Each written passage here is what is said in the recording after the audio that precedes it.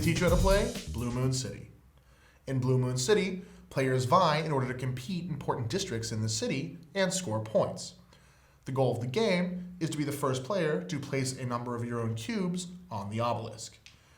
The number you need varies with the number of players. For a 4-player game, you'll need 4 cubes.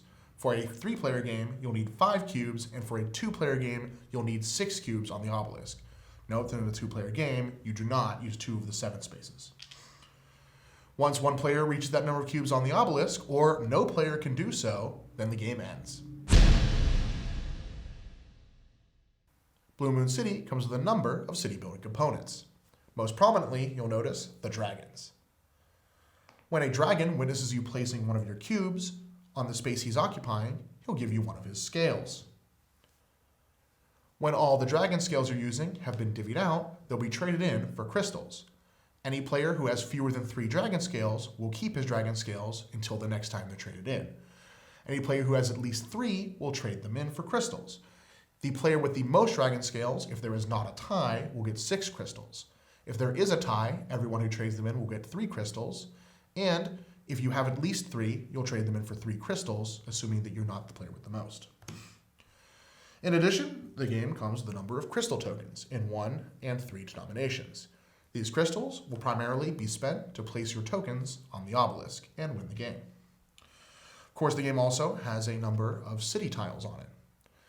On the front side, you'll see what you need to complete the city. This is in color and number, so you need to discard a 5 value in red in order to complete this space.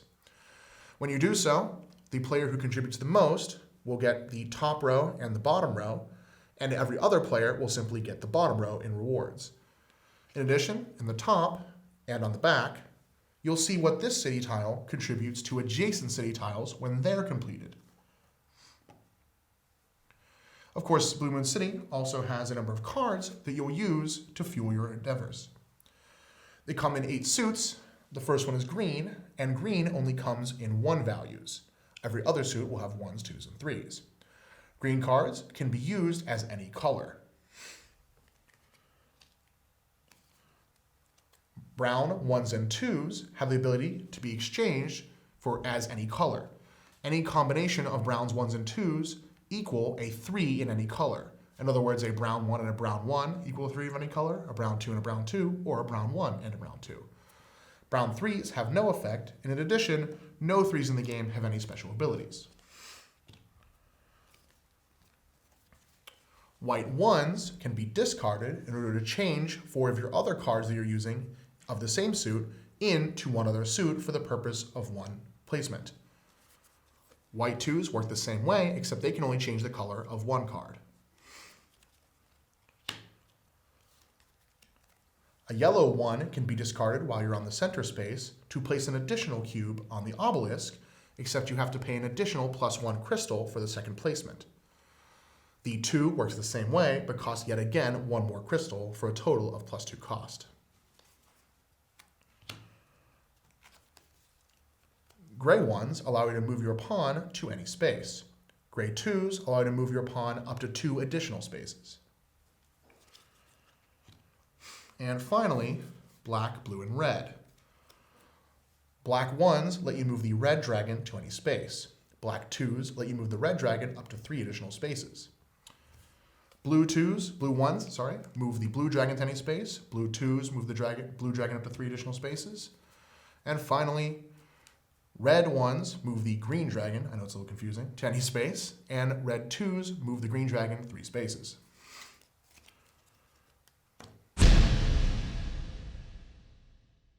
To set up a game of Blue Moon City, you'll first build the board. To do so, you'll place the Rainbow Palace to one side of the middle obelisk, and then place the 3 temples, these are the 5, 4, 3 spaces, on the remaining adjacent sides. Then you'll fill out the rest of the board randomly with all the city tiles on the blueprint side, not the completed side. Once you've done that, each player chooses a color, takes the pawn of that color, and places it on the center space, and of course takes 10 cubes of that color and places them in a stock next to him. You'll use a number of dragon scales based on the number of players.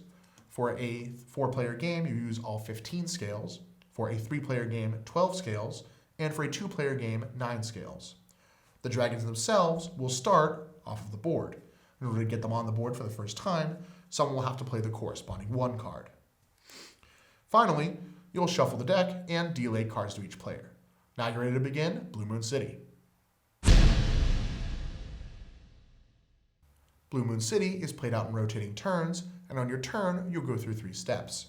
First, you'll move your pawn up to 2 spaces. You may not move diagonally. At this time, you'll play any dragon movement abilities you'd like, and any gray abilities in order to move yourself additional spaces. You may not play these abilities at any other time during your turn. Therefore, you cannot make an offering, then move, then make another offering. Once you have moved, you can make any number of offerings as long as these offerings are made separately. To make an offering, you'll discard cards from your hand that equal the value of your space you're trying to take. If I'm trying to make a 5 black offering, I'll have to discard cards that add up to 5 black points. When you make an offering, you'll take one of your cubes and place it in the slot for which you've completed. If you complete this city by having all the offerings taken by either yourself or a combination of yourself and other players, you'll flip it over. When you flip it, if you contributed the most, you'll gain the top level of reward plus the bottom. If you do not contribute the most, you'll just get the bottom level of rewards. You'll know who contributed the most by who placed offerings in the most spaces. If 2 players are tied for this, the player who played the leftmost offering will get the additional bonus rewards. Of course, you'll also get rewards based on any completed tiles next to that one. So if this tile were next to the one you're completing, you get an additional 3 crystals. Once you've completed your offerings, then you'll refresh your hand. To do so, you'll discard 0, 1, or 2 cards, then draw 2 plus the number you discarded. Once you've done so, you'll end your turn, and play continues in this manner until one player has made the requisite number of offerings. You must make offerings on the center space. You cannot make them elsewhere, and when you do so, you can make additional offerings by playing yellow card effects. Once player makes enough offerings, the game ends. Now you know how to play Blue Moon City.